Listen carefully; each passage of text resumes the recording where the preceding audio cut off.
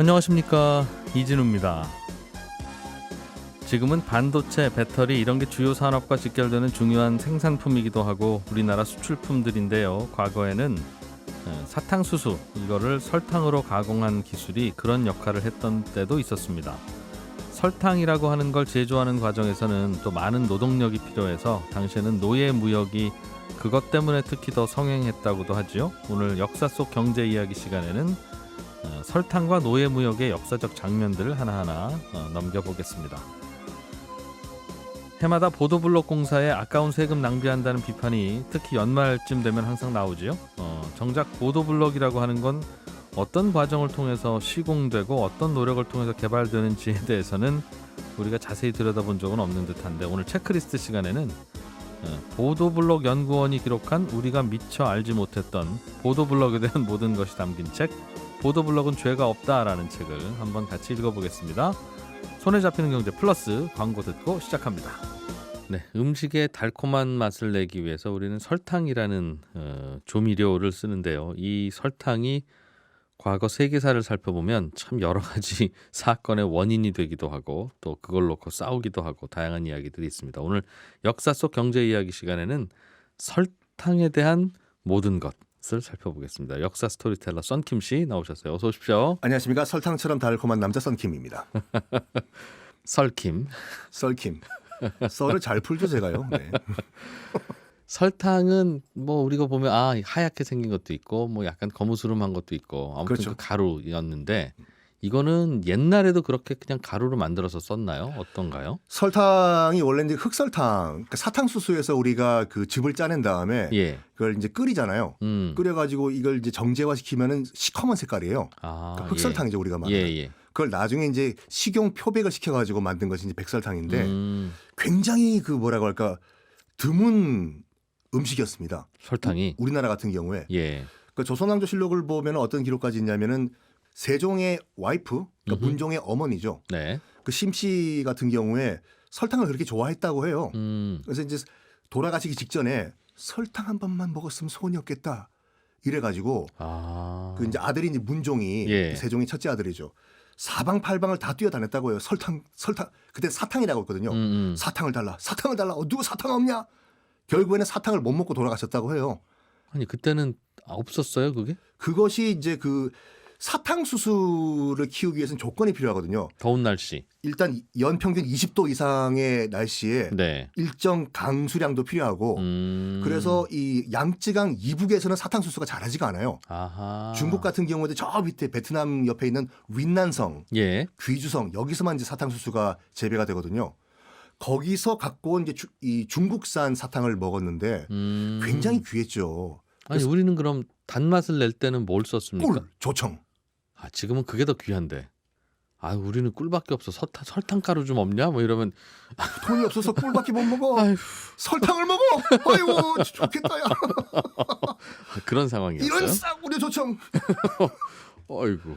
이게 정말 벽화에 나와 있어요. 그 유럽에 있는 7,000년이 넘은 그 이제 동굴 벽화를 보면은 어떤 벽화가 있냐면 이 사람들이 이제 절벽을 타고 올라가서 뭔가 따고 있는 벽화인데 이게 벌꿀 따고 있는 벽화거든요. 그러니까 그때는 정말 우연히 단맛을 이제 손에 넣을 수 있었던 그런 시절이었었죠. 그러니까 우리가 벌꿀을 발견하면은. 그런데 설탕은 더 귀했다. 그렇죠. 그래서 가공 과정이 필요하니까. 문종 같은 경우에는 너무나 억울해가지고 나중에 자기 어머니 제사를 지낼 때마다 꼭 제사상에 이제 그 사탕을 올려놨다라는 기록도 있고, 연산군도 그렇게 사탕을 좋아했다고요. 중국산 사탕을. 그래서 이제 먹고 난다 질려 먹었는데 중종 반정이 일어나잖아요. 중종 반정이 일어난 다음에 이것은 폭군이 먹었던 그런 음식이기 때문에 앞으로 사탕은 금지한다. 사탕을 금지했다는 얘기도 있어요. 가루를 먹은 거예요, 그러면? 가루죠. 가루를. 흑설탕. 야, 그왕이 그 귀하다고 그 조그만 종지에 담아놓고 그걸 한 숟갈씩 먹었다고요? 너희는 모른 척해라. 진짜 왕 별거 없네요. 그럼요, 네. 근데 이 설탕이라는 것이 어디가 원산지인가? 제일 처음 만들어서 가루를 먹었던 나라. 그러니까 제일 처음 재배가 된 곳. 더운 지역이겠죠. 일단은 우리가 뭐 고추가 남미가 원산지다라고 얘기하는 것처럼 가장 먼저 이것이 이제 자연 재배가 되기 시작한 것은 뉴기니라고 보는 게 정설이고, 호주 바로 위에. 이거를 실제로 식용으로 가공을 처음으로 인류가 처음 한 것은 인도 겐지스강 유역이라고 보고 있거든요. 네. 그러니까 그 힌두교 신화 보면 설탕에 관련된 신화들이 상당히 많아요. 예를 들어 가지고 가네사 있지 않습니까? 코끼리 머리를 한 힌두교 신. 네. 이 가네사가 설탕을 굉장히 좋아해 가지고 한 번은 설탕을 좀 마음껏 먹은 다음에 히히히 뽀 기쁜 마음에 네. 집으로 가고 있었대요. 설탕을 먹고. 그런데 이 가네사 이 신은 쥐를 타고 다니거든요. 쥐를 마우스요? 마우스, 코끼리가. 그걸 타고 다닌다고요? 예. 불쌍하죠. 노동 착취예요, 이거는. 예.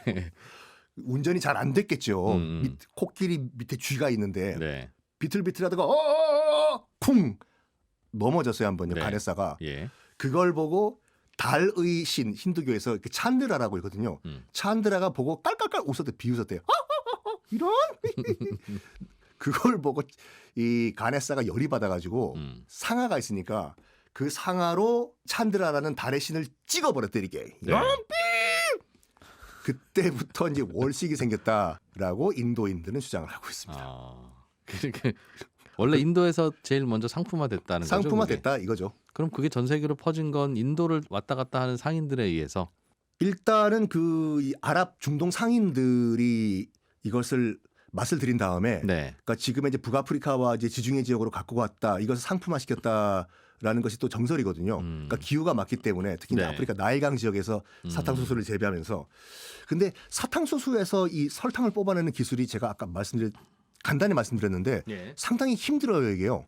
왜냐하면 중국 혹시 나중에 그 패키지 여행 가실 분들은 계림이라고 있거든요. 계림. 윈난성에 그 계림 같은 경우에는 호텔 방에 들어가면 예. 그 패키지로 가셔도 대나무 같은 걸 호텔 방에 꽂아줘요 이렇게요. 그래서 어르신들 거기 보통 그 계림은 효도 관광으로 많이 가셨던 곳이긴데 예. 이거 뭐야 방 안에 웬 대나무가 있어? 라고 하시는데 대나무가 아니라 사탕수수거든요. 네. 즙 짜드시라고.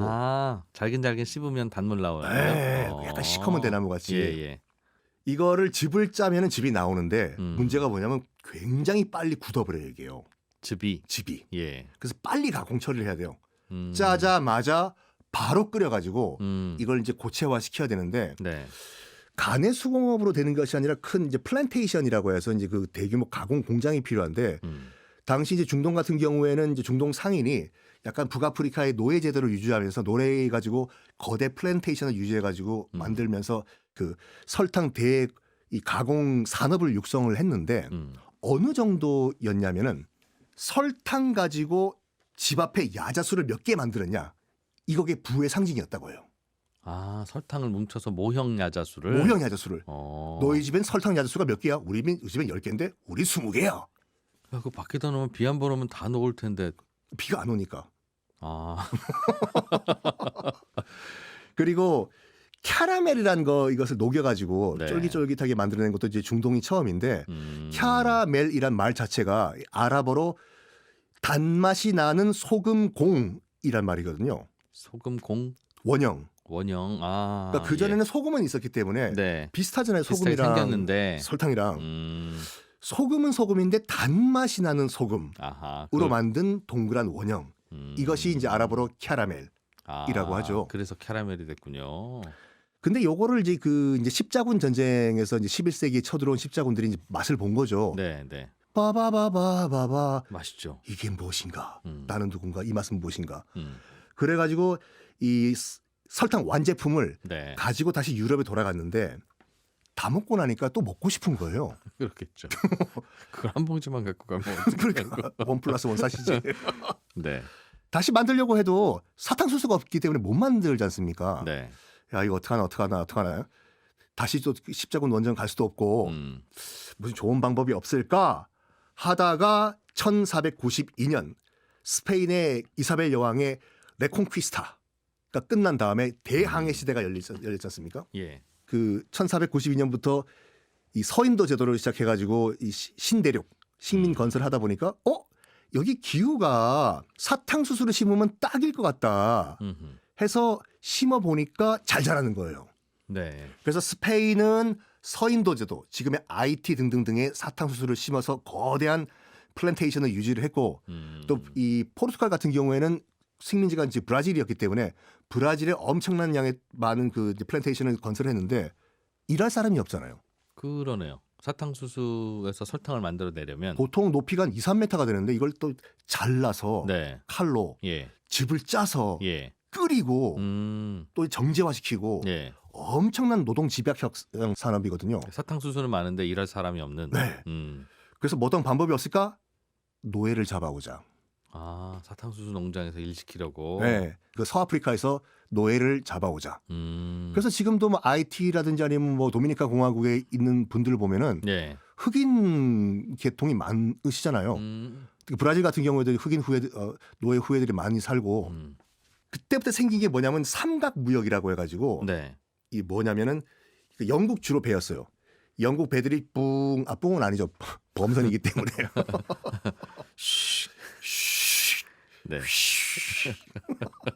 바람 타고 와서 일단은 대서양을 건너가지고 서인도 제도에 도착을 해요. 예. 서인도 제도 도착을 하면은 뭐가 있냐면 일단 그 사탕수수를 이미 많이 키우던 상태였기 때문에 네, 예. 즙을 쫙 다 짠 사탕수수 찌꺼기가 있을 거잖아요. 아, 즙 짜고 남은 사탕수수 줄기. 예. 찌꺼기를 예. 배에 가득 실어요. 영국 배가. 또 어디로 가냐면 지금의 매사추세츠, 뉴 잉글랜드, 보스턴 지역으로 올라갈 배가 쭉 이렇게요. 다시 거꾸로 올라가서 예. 보스턴 항에 그 사탕수수 찌꺼기를 다 내려요. 예. 해가지고 뭘 하냐면 그 사탕수수를 찌는 증류 공장들이 거기 보스턴에 있었어요. 그 사탕수수 찌꺼기를 발효시켜가지고 예. 그거를 증류시키면은 증류를 어떻게 하는 거예요? 끓여요? 그렇죠. 발효는 사탕수수 찌꺼기를 가만 놔둬도 예. 자연 발효가 되는데 예. 이거를 자연 발효가 된 그 발효주를 한번 끓이면은 증류주가 되잖아요. 네. 이거 제일 처음 만든 사람이 누구게요? 증류주를? 네. 그것도 아세요? 제가 모르는 게 사랑밖에 없다니까요. 이게 이게 서기 8세기경에 예. 그러니까 지금의 중동 지역에서 연금술사들이 인류 최초로 증류주를 개발을 했는데 네. 연금술사들은 뭐든지 다 끓여보잖아요. 금 만들기 위해서 네. 나무도 끓여보고 돌도 끓여보고 무슨 뭐 헝겊도 끓여보고 네. 다 끓여보고 뭐 심지어는 오줌도 끓여봤다는 얘기도 있고 예. 그러다가 그 당시에 이제 발효주 그러니까 우리가 말하는 와인이죠. 와인도 끓여봤어요. 일단 뭐가 나오나. 네. 끓였더니 똑똑똑 떨어지는 그 액체 마셔보니까 바바바바바바 너무 맛있는 거 이게요. 와인을 끓여서 증발한 수증기를 에틸 알코올이 나왔겠죠. 아, 다시 받으면. 네. 그러니까 우리가 소위 말하는 그 위스키 종류의 그런 증류주가 나왔죠. 예. 야 이거 대박이다. 이거 우리 마시자. 해가지고 이름을 뭐라고 지을까 하다가 아라크라는 이름을 줬어요. 아라크? 아라크가 아랍어로 땀방울이란 말이거든요. 똑똑 떨어지니까 네네. 이 앞으로 이거는 아라크라고 부르고 우리가 뭐 아플 때라든지 아니면 제사 지낼 때 조금씩 마시자. 라는 아라크를 만들어 놨는데 네. 13세기 때 저쪽 동쪽에서 뭐가 쳐들어와요. 오야휴 몽골 기마병들이 네. 쳐들어와가지고 그 당시 이제 몽골 이제 유목 사회에서는 마유주라고 해서 말 젖을 발효시킨 그런 술밖에 없었는데 추운 그 몽골 벌판에서 겨울을 나야 되는데 마유주는 한 2도 3도밖에 안 되거든요. 아 맥주보다도 약하네요. 네. 엄청나게 마셔야지 겨우 취하고 또 마유주니까 또 3도밖에 안 되니까 이게 부패를 해버려요. 네. 이런 몽골 기마병 앞에 펼쳐져 있는 이 아라크라고 하는 증류주 썩지도 않고 20몇 도고 한두 잔만 먹어도 기분 알딸딸해지고 네. 이거다. 가져가자 이거. 가져갔어요. 몽골 기마병들이. 예. 그래서 그 당시 이제 몽골이 점령을 했던 지역마다 다 증류 공장들을 만들거든요. 아. 근데 몽골이 이제 고려도 침공을 하지 않습니까? 예. 그러니까 고려를 침공해 가지고 고려 땅에도 이제 두 군데의 증류 공장을 만들어요. 한 군데가 개성이고 한 군데가 안동. 그래서 지금 개성 소주와 안동 소주가 만들어진 계기거든요. 지금도 개성 소주는 아락주라고 해요. 아, 그래요? 아라크에서 유래해가지고. 요게 이제 증류주의 시작이었습니다. 아까 그 사탕수수 즙 한번 짠 거를 갖고 가서 보스턴에다가 실어서 내렸던 그 범선은 그 다음엔 어떻게 됐어요? 일단은 다 내렸어요. 그 사탕수수 찌꺼기를. 예. 그럼 그 보스턴에 있는 증류 공장에서 증류를 해가지고 뭘 만들었냐면 럼주를 만들었거든요. 아, 그걸 끓였나 보네요. 그렇죠. 그 예. 사탕수수를 발효한 걸 끓여가지고 똑똑똑 떨어진 그 증류주를 받아가지고 예. 저번에 한번 제가 말씀드린 같이 이거를 이제 선원들이 마시고 행패를 부린다고 해서 난동이라는 영어 단어 럼블리온에서 앞에 럼자만 따서 이거 럼주라고 하자. 아하. 그 럼주가 됐는데 예. 사탕수수를 다 내린 다음에 그 배가 그냥 공실로 가긴 그러니까 럼주 다 실으십시오. 빈칸에 아, 럼주를 다 실어요. 그렇겠네요. 예. 싣고 어디를 가냐? 가자 서아프리카로 가자. 서아프리카로 다시 내려가요.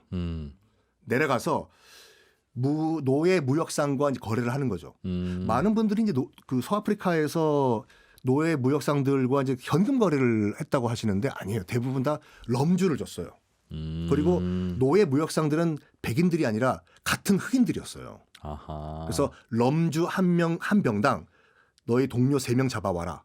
이런 식으로. 3명 잡아오면 럼주 한 병 주고 이런 식으로. 아. 그래서 럼주를 다 빼요. 또 서아프리카에서. 네. 코트디부아르 등등등에서. 그리고 동료들을 실어요 다시. 또 빈칸이잖아요. 네. 잡아온 동료들 다 실어라. 와. 실어. 그 실고 어디로 가냐? 다시 서인도 제도로 가요. 그 서인도 제도의 그 플랜테이션 네. 사탕수수 농장이 또 다 노예들을 내려요. 그리고 다시 또 사탕수수를 실어요. 싣고 보스턴으로 가요. 아. 이게 서인도와 보스턴과 서아프리카를 연결했다고 해서 노예 삼각 무역이라고 하거든요.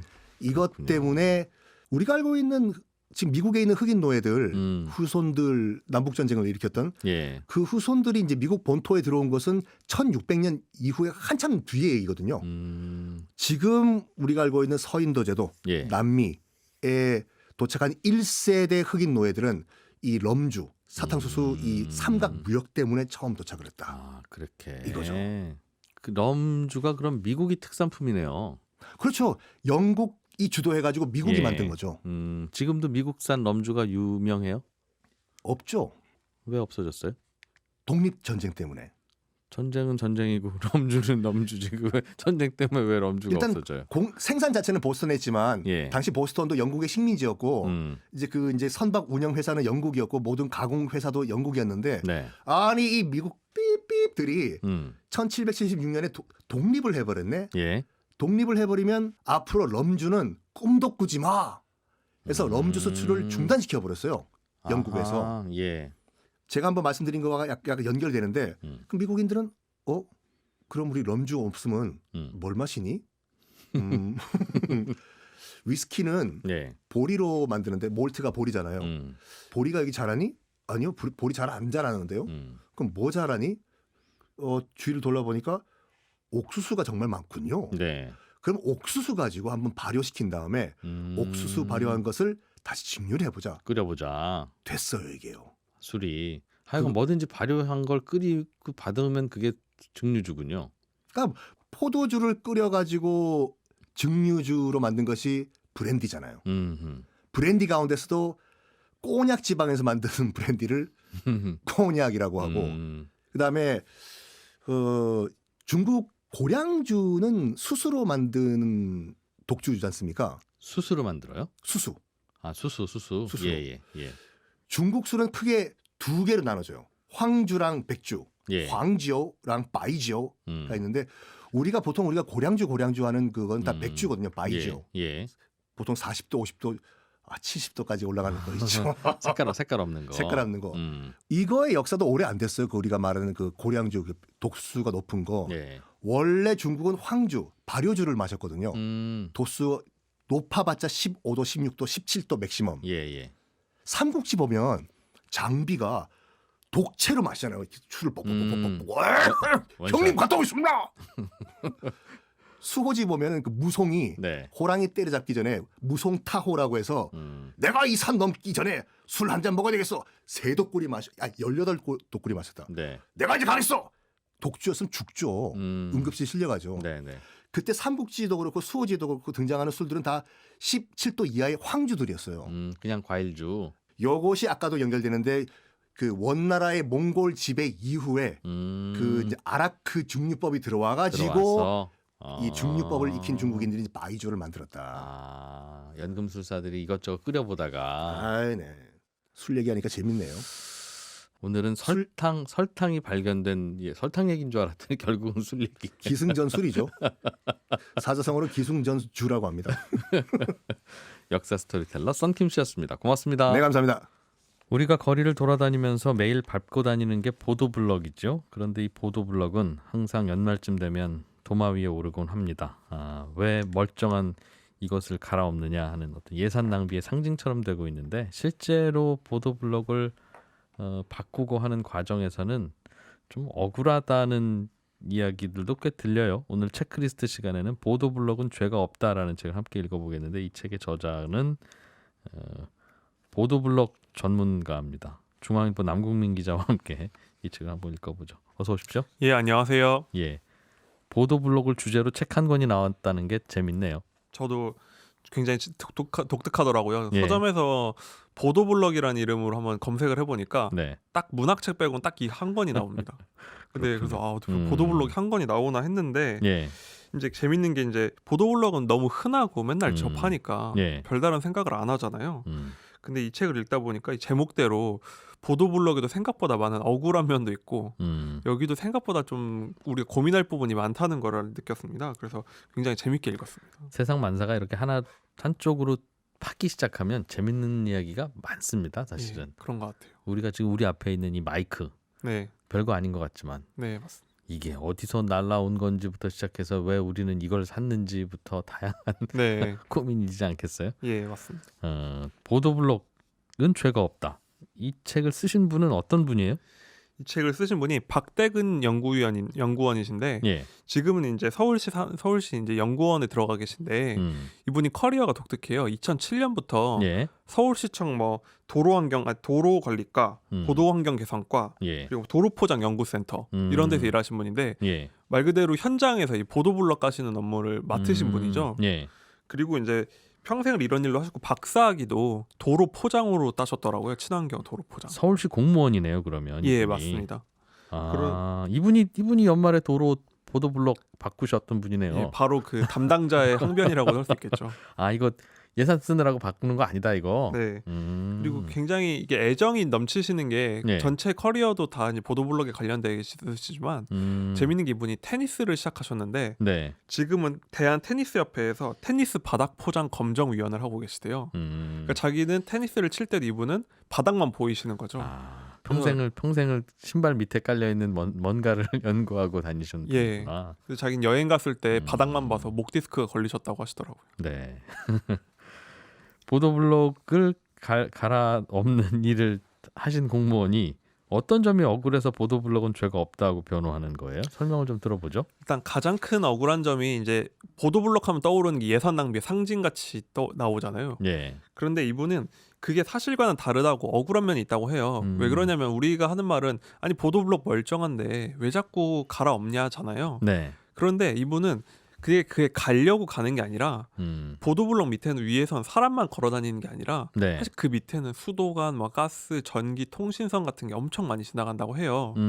그러니까 뭐 예를 들면 새로운 빌딩이 생겼다. 그럼 네. 거기 들어가는 뭔가를 공사해야 되면 또 보도블럭을 열어야 되고 수도관 정비하려고 해도 보도블럭을 열어야 된다는 거죠. 그럼 보도블럭 열고 다시 하고 원래 그 보도블럭 다시 까는데 네. 우리는 보도블럭 열고 흙 나오면 또 보도블럭 바꾸는구나 이렇게 오해하고 있다는 거예요? 예, 맞습니다. 그냥 열기만 하면 이제 안 좋게 파헤치기만 보니까. 하면 다 새로 바꾸는 줄 아는데 그거 아닙니다. 예. 그리고 또 억울한 게 이제 이제 보통 이제 예산을 연말에 소진하려고 예. 보도블럭 공사로 낭비한다고 많이 하잖아요. 예. 그런데 이게 법이 생겨서 이런 비판이 많다 보니까 이미 2000년대 초반에 예. 10년 이하, 그러니까 시공된 지 10년 이하의 보도블럭은 새로 공사할 수 없게 되어 있어요. 법적으로, 원칙적으로. 그리고 만약에 하고 싶으면 저 위원회 같은 거에 이제 심사를 받아야 되고 10년 안 돼서 바꾸려면 예. 그리고 이제 서울 비롯한 몇몇 지자체는 아예 동절기에는 공사를 못 하도록 하기도 했습니다. 금지. 그럼 12월, 11월, 1월 다 동절기인데 우리가 연말이면 뒤집어 엎는다고 하던 그 연말이 12월부터 한 2월까지를 보통 금지한다고 하더라고요. 예. 그러니까 어쩌면 그런 오해를 피하기 위한 것도 있는 거죠. 바꿀 때도 되는데 바꾸더라도 여름에 바꿔라. 네. 괜히 겨울에 파면 시민들이 오해하신다. 예, 뭐 그런 것 같습니다. 규정이 그렇게 아예 만들어졌군요. 그러니까. 네. 그러니까 상당 부분 오해가 있는 거죠. 지금의 상황에서. 예. 그렇군요. 그럼 이런 제도도 있고 정비도 있었는데 왜 그동안 이 연말에 보도블록 바꾸는 게 그렇게 항상 모든 지자체의 일상적인 예산 낭비의 상징으로 되어 있었을까요? 이게 좀 악순환에 빠져 있다고 볼 수 있는데요. 우리나라의 그러니까 우리나라 보도블록 공사 수준이 실제로 많이 낮다고 해요. 그러니까 많이 낮으니까 뭐 보면 깨져 있는 것도 있고 울퉁불퉁한 것도 많이 있는데 사람들은 그걸 이제 당연하게 받아들이니까 이제 그냥 공사하시는 분들도 그냥 대충 하신다. 그렇게 되면 굉장히 품질이 낮으니까 사람들이 보는 시선이 이것도 예산 낭비했구나로 보게 되고 그 예산을 또 깎게 되고 그럼 다시 저가 발주가 이루어지니까 또 저가로 공사가 되고 그러니까 한마디로 보도블럭을 안 좋게 보기 시작하다 보니까 돈도 아껴야 된다 하다 보니까 시공도 대충 하고 이 악순환에 빠졌다는 게 이 저자의 주장입니다. 애초부터 보도블록 공사 수준이 좀 낮긴 했는데 네. 그러다 보니 갈아엎어야 되는 일도 잦기도 잦았고 네. 그러다 보니 왜 맨날 예산 낭비하느냐라고 해서 예산 줄여 그러면 네. 그 돈으로 보도블록 깔아야 되니까 또 이제 싸게 해야 되고. 그렇죠. 보도블록 까는 것도 기술이 있어야 되나 봐요. 이게. 저도 이 책을 읽기 전까지는 보도블럭을 주의 깊게 본 적이 없었는데 네. 책을 읽고 이제 오늘 오면서 보니까 계속 보도블럭만 보이더라고요.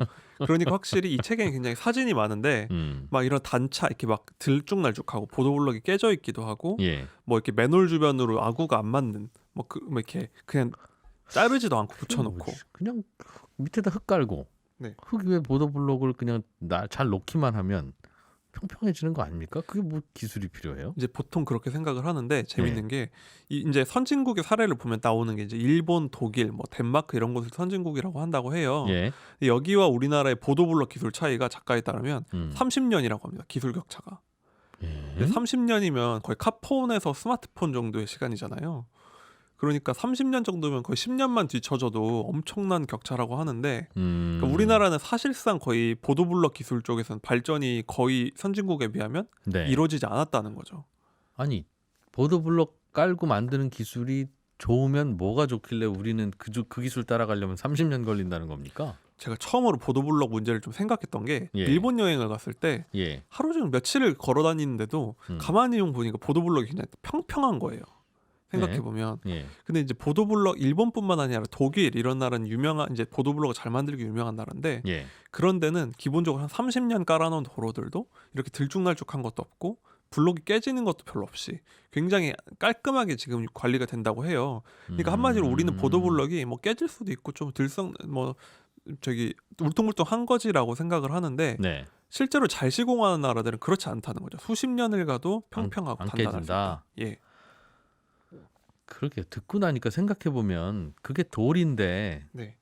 밟고 지나간다고 뭐 닳고 부서질 일도 적고 한번 깔아놓으면 그래도 오래 가야지 굳이 왜 이길 바꾸나 10년에 한 번 바꾼다 하더라도 그렇죠. 10년이라고 해서 돌이 닳는 것도 아닐 텐데 이런 생각이 또 들기도 하네요. 그게 그냥 차도라고 생각하면 사람만 다니는 도로가 왜 이렇게 부서져 있지라고 생각을 해보면 사실 예. 이상한 거죠. 보도블록에 쓰는 그 석재도 단단한 것도 있고 안 단단한 것도 있는데 우리나라 건 좀 모자란 모양입니다. 그게 이제 밑에다가 이제 토대나 기층 공사 같은 게 굉장히 많이 이루어져야 된다고 해요. 건축을 예. 하듯이. 예. 그런데 우리나라는 이제 그런 기초 공사부터가 이제 조금 부실하게 이루어지고 또 마감하는 과정에서도 네. 굉장히 전문적인 작업이 필요하다고 합니다. 이게 뭐 그 안에 그 틈을 한 3mm 이내로 해가지고 모래도 다 채워 넣어야 되고 네. 이제 뭐 끄트머리에 가면 그걸 예리하게 잘라가지고 잘 배치도 하고 그렇죠. 그런 걸 다 이제 기준에 맞춰서 해야 되는데 우리나라 현장에서 그게 거의 지켜지지 않는다고 합니다. 이제 가장 큰 차이가 우리나라에서 이제 그 공사하는 거 사진도 있는데 보면 이제 그냥 한 5, 60대 분들 그냥 네. 이제 일용직 노동자분들이 그냥 이렇게 편하게 작업을 많이 하세요. 네. 그런데 이분이 이제 일본에 연수 갔을 때 찍어오신 사진을 보면 그 작업자 대부분이 한 20, 30대라고 합니다. 함부로 그냥 대강 할 일이 아니다. 그렇다고 보도블록 그런 일이. 거죠. 그분들이 안전장구 다 착용하고 그냥 전문적인 장비를 사용해가지고 측정 같은 걸 다 해가지고 전문적으로 깔고 있었다고 해요. 그러니까 나이가 물론 전문성을 결정하는 건 아니지만 네. 누가 하든 아무튼 전문성 가진 분들이 해야 되는 일이다 이것도. 그렇죠. 예, 맞습니다. 그러다 보니 그렇군요. 청취하시던 분들 중에서도 보도블록 전문가들이 꽤 계신 모양입니다. 미래와 상상님께서는 가로수 뿌리가 자라면서 그 뿌리가 인도로 파고들면 인도 아래로 파고들면 그 뿌리 커진 같은 것 때문에 울퉁불퉁해져서 그래서 다시 깔아야 되는 경우도 많다. 예, 가로수 수종에 따라서도 그렇고 가로수를 심는 깊이에 따라서도 또 달라지고. 아마 관리하시는 이런 분들이 보시면 굉장히 안타까운 모습일 것 같아요. 그러고 보니 외국에서는 도로를 우리는 아스팔트나 시멘트로 까는데 그 나라들은 보도블럭을 그냥 차도에도 까는 경우들도 꽤 있더군요. 그렇죠. 외국에서는 의외로 나가면 그런 풍경을 많이 보게 되고 예. 또 재밌는 게 심지어 일본이나 뭐 독일 이런 나라에서는 공항에 비행기 계류장을 블록으로 쓴다고도 해요. 우리 생각에는 상식적으로 안 될 것 같아요. 우리는 이제 사람이 쓰는 곳은 보도블록인데 외국은 너무 잘 시공을 해놓으면 뭐 그런 이제 공항에서도 쓸 수 있고 차도에서도 쓸 수 있고 네. 시공하는 능력에 따라서 굉장히 다르다는 거죠. 그래서 이걸 제대로만 깔면 미관도 훨씬 이쁘잖아요, 블록이. 예. 그렇게 이쁘면서 튼튼한 도로를 만들 수 있다고 합니다. 그런데 우리나라 건설 기술은 다른 나라 가서 그 나라의 대표 건물도 지어주기도 하고 그러잖아요. 그렇죠. 그래서 건설하면 대한민국 괜찮다. 그렇게 인정받는 걸로 알고 있었는데 이게 왜 보도블록은 이렇게 다른 나라에 비해서 기술이 30년 뒤졌어요. 뭐 이런 얘기를 듣죠.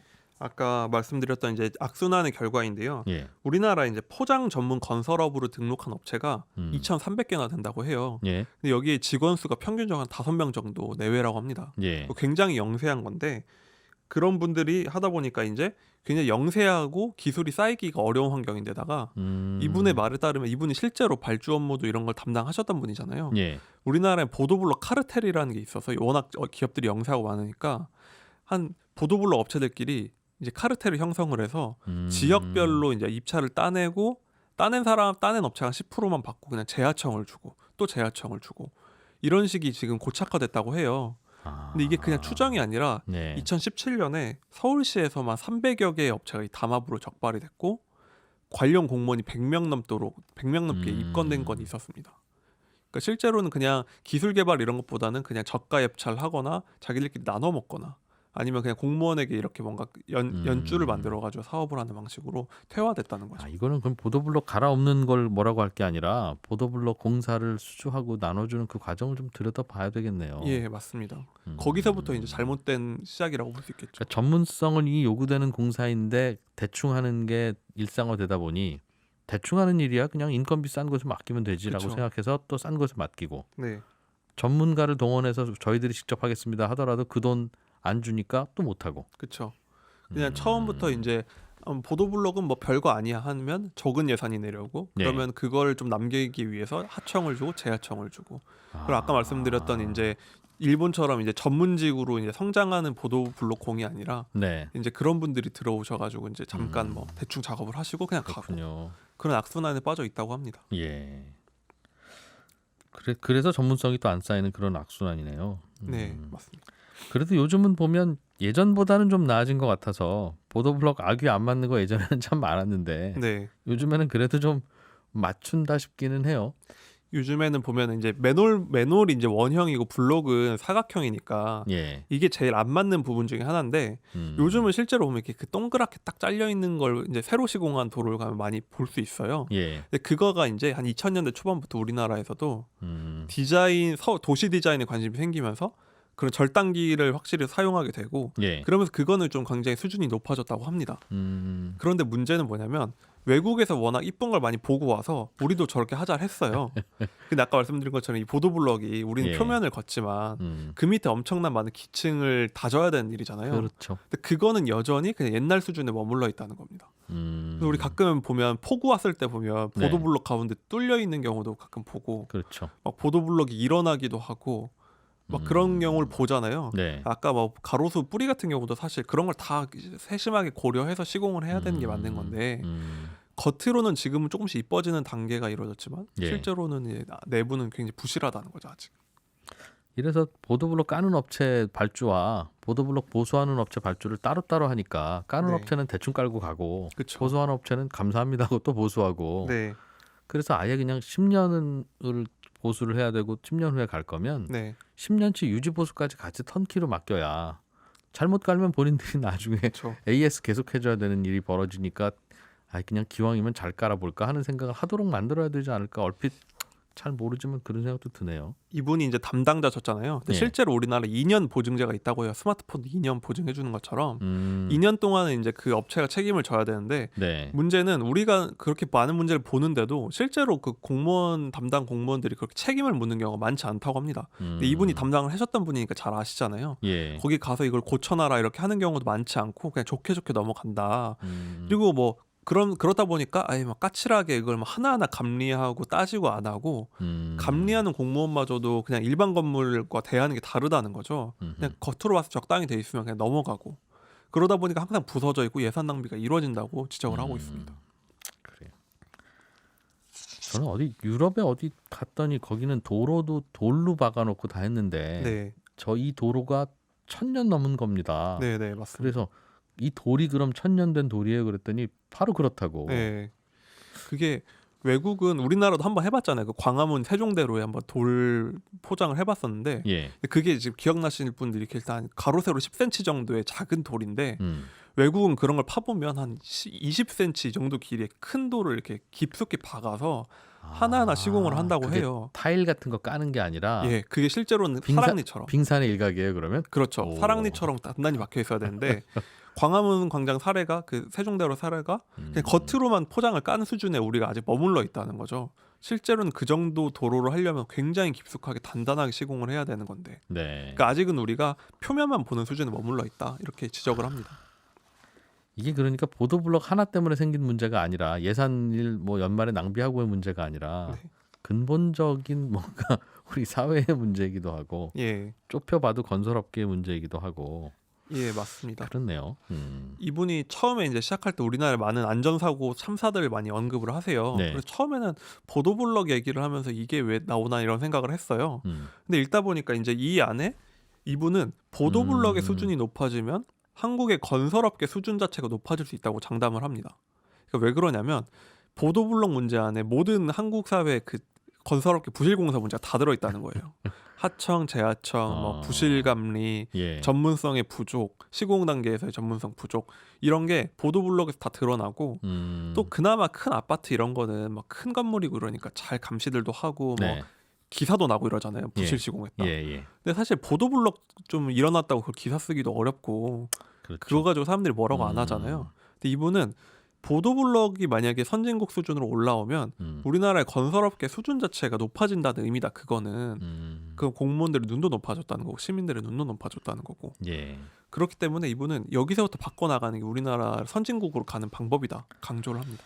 그래서 이제 깐깐하게 할 거는 다 깐깐하게 해야 되는데 예, 특히 이제 건설 특히 뭐 지자체가 하는 것들 보면 감리하는 업체가 지자체 공무원 뭐 퇴임해서 가기도 그쵸. 하고 뭐 고향 선후배고 또 그러다 보면 그쵸. 특히 지역으로 가면 다 네, 너 네 고등학교 선배가 우리 저 근데 그렇죠. 그러면 아유 그쵸. 형님 죄송합니다 하는 거고 예, 그런 문화들도 있으니까 또 그렇게 되겠죠. 그렇죠. 그러다 네. 보니까 이 작은 보도블록에서 모든 문제를 볼 수 있다라고 합니다.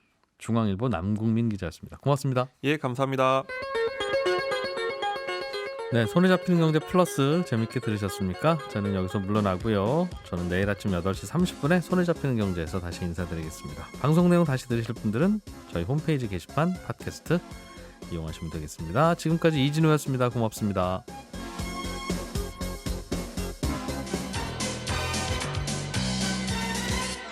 더 깊고 더 재미있는 경제 이야기 이진우의 손에 잡히는 경제 플러스